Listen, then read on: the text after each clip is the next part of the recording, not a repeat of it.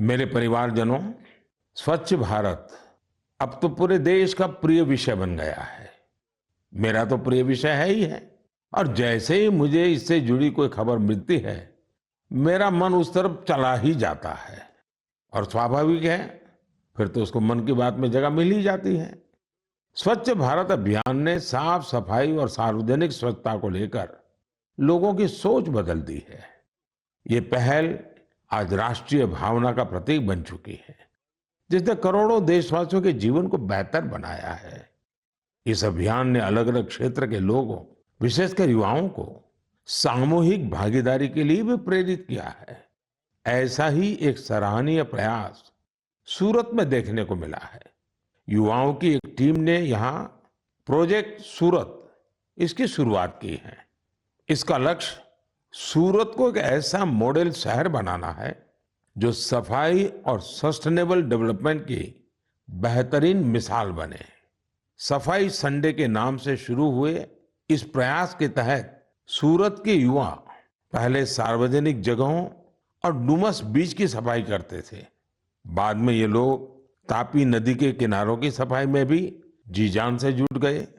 और आपको जानकर के खुशी होगी, देखते ही देखते इससे जुड़े लोगों की संख्या 50,000 से ज्यादा हो गई है।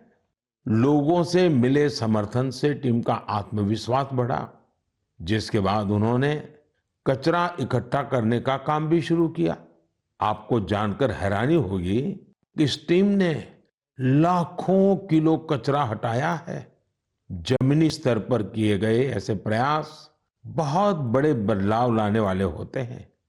साथियों, गुजरात से ही एक और जानकारी आई है। कुछ सप्ताह पहले वहां अंबाजी में भादरवी पूनम मेले का आयोजन किया गया था। इस मेले में 50 लाख से ज्यादा लोग आए। ये मेला प्रतिवर्ष होता है।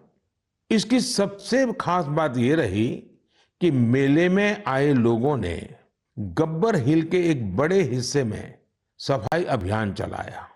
मंदिरों के आसपास के पूरे क्षेत्र को स्वच्छ रखने का यह अभियान बहुत प्रेरणादायी है।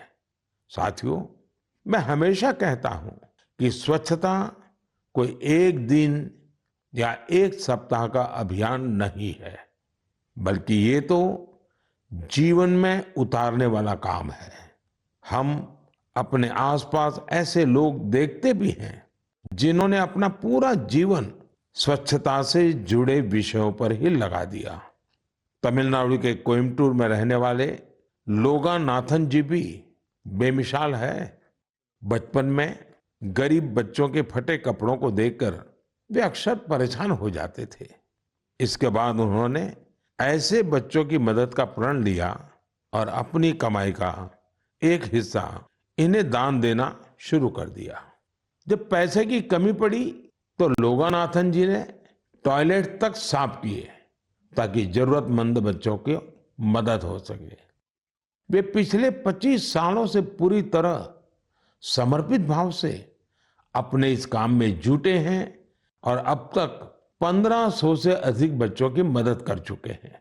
मैं एक बार फिर ऐसे प्रयासों की सराहना करता हूं।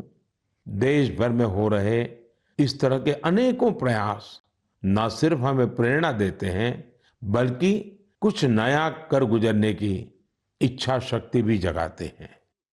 मेरे परिवारजनों, 21वीं सदी की बहुत बड़ी चुनौतियों में से एक है जल सुरक्षा।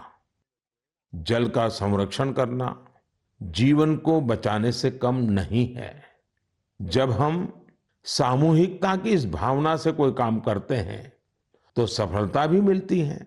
इसका एक उदाहरण देश के हर जिले में बन रहे अमृत सरोवर भी है। अमृत महोत्सव के दौरान भारत ने जो 65,000 से ज्यादा अमृत सरोवर बनाए हैं, वो आने वाली पीढ़ियों को लाभ देंगे। अब हमारा ये भी दायित्व है कि जहां जहां अमृत सरोवर बने हैं उनकी निरंतर देखभाल हो, वो जल संरक्षण के प्रमुख स्रोत बने रहें। साथियों, जल संरक्षण की ऐसी ही चर्चाओं के बीच मुझे गुजरात के अमरेली में हुए जल उत्सव का भी पता चला। गुजरात में 12 मास बहने वाली नदियों का भी अभाव है। इसलिए लोगों को ज्यादातर बारिश के पानी पर ही निर्भर रहना पड़ता है। पिछले 20-25 साल में सरकार और सामाजिक संगठनों के प्रयास के बाद वहां की स्थिति में बदलाव जरूर आया है और इसलिए वहां जल उत्सव की बड़ी भूमिका है। अमरेली में हुए जल उत्सव के दौरान जल संरक्षण और झीलों के संरक्षण को लेकर लोगों में जागरूकता बढ़ाई गई। इसमें वाटर स्पोर्ट्स को भी बढ़ावा दिया गया, वाटर सिक्योरिटी के जानकारों के साथ मंथन भी किया गया। कार्यक्रम में शामिल लोगों को तिरंगे वाला वाटर फाउंटेन बहुत पसंद आया। इस जल उत्सव का आयोजन सूरत के डायमंड बिजनेस में नाम कमाने वाले सब्जीभाई धोड़किया के फाउंडेशन ने किया। मैं इसमें शामिल प्रत्येक व्यक्ति को बधाई देता हूं। जल संरक्षण के लिए ऐसे ही काम करने की शुभकामनाएं देता हूं। मेरे परिवारजनों, आज दुनिया भर में स्किल डेवलपमेंट के महत्व को स्वीकार्यता मिल रही है।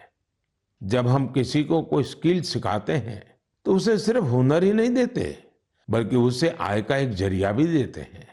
और जब मुझे पता चला कि एक संस्था पिछले 4 दशक से स्किल डेवलपमेंट के काम में जुटी है तो मुझे और भी अच्छा लगा। ये संस्था आंध्र प्रदेश के श्रीकाकुलम में है और इसका नाम बेल्जीपुरम यूथ क्लब है। स्किल डेवलपमेंट पर फोकस कर बेल्जीपुरम यूथ क्लब ने करीब 7,000 महिलाओं को सशक्त बनाया है। इनमें से अधिकांश महिलाएं आज अपने दम पर अपना कुछ काम कर रही है। इस संस्था ने बाल मजदूरी करने वाले बच्चों को भी कोई ना कोई हुनर सिखाकर उन्हें उस दुष्चक्र से बाहर निकालने में मदद की है। बेल्जीपुरम यूथ क्लब की टीम ने किसान उत्पाद संघ यानी एफपीओ से जुड़े किसानों को भी नई स्किल सिखाई, जिससे बड़ी संख्या में किसान सशक्त हुए हैं। स्वच्छता को लेकर भी यह यूथ क्लब गांव-गांव में जागरूकता फैला रहा है। इसने अनेक शौचालयों का निर्माण की भी मदद की है। मैं स्किल डेवलपमेंट के लिए इस संस्था से जुड़े सभी लोगों को बहुत बहुत बधाई देता हूं, उनकी सराहना करता हूं। आज देश के गांव-गांव में स्किल डेवलपमेंट के लिए ऐसे ही सामूहिक प्रयासों की आवश्यकता है।